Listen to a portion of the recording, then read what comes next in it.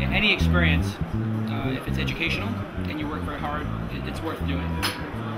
If I had a choice of being an entrepreneur who had 3 failures and never had success, or going to work at some big company, and I would take the 3 failures and never succeed, but I would still rather be an entrepreneur, because at least I will have tried.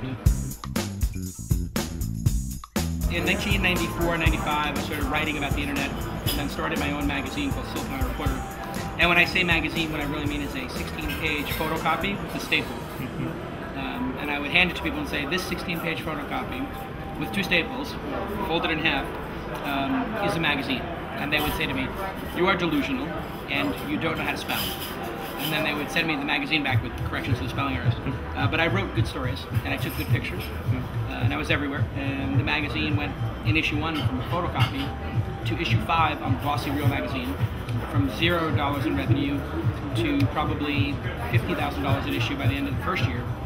If there's one thing I'm good at, it's editorial and brand building.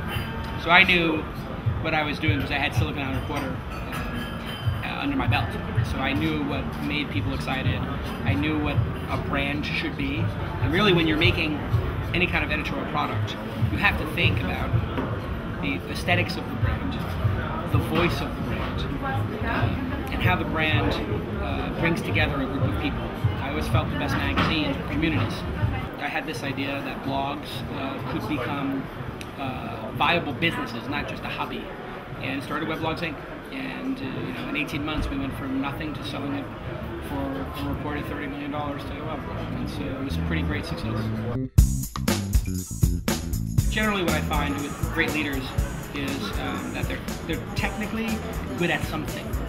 Like, they actually have a skill, so that the people who work for them around them respect them.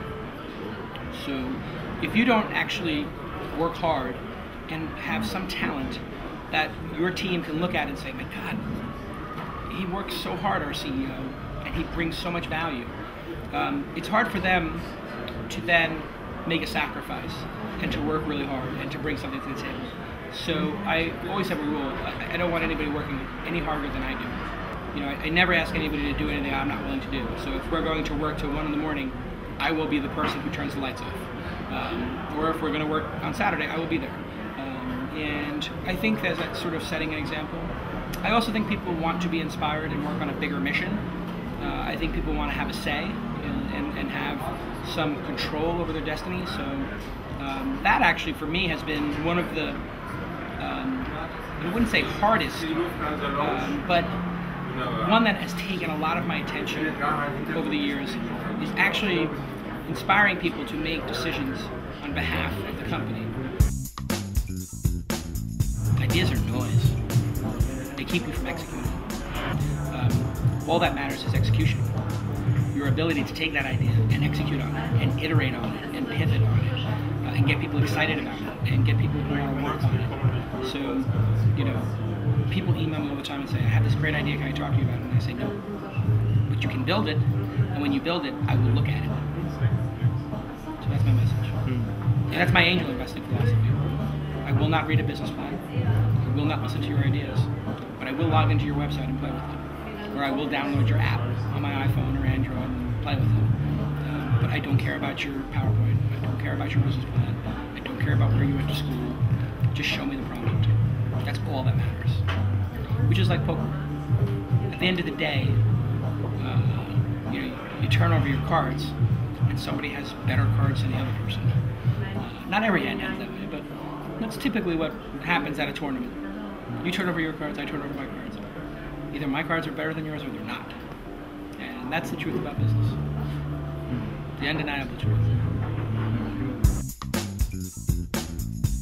If you are hated, you probably should not be too involved in social media. So if you are Kim Jong-il, or Saddam Hussein, may he rest in peace, or Osama bin Laden, or, I don't know, the CEO of Verizon or AT&T, also hated, similarly to Osama bin Laden,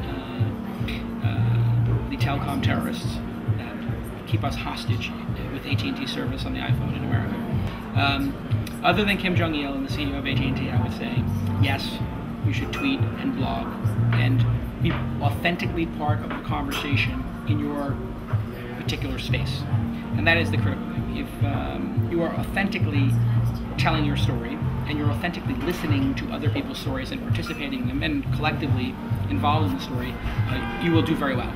So I always tell you, young CEOs who I invest with, like if you're in the social gaming space, read the blog posts about social gaming and write an intelligent comment, or tweet an intelligent comment, or if you disagree, write a blog post and explain why you disagree. I mean, you don't have to be a jerk about it, but you should be prepared to state your opinion and have one. One of the reasons why I've become more high profile than I deserve, by a magnitude, is that I always say what I believe, right? I'm authentic, and that is my brand, to authentically say what I feel. So yeah, I think being authentic is the currency of social media. It's the currency of YouTube, it's the currency of Twitter, currency of Facebook, currency of blogging. Be authentic, be real, be who you are.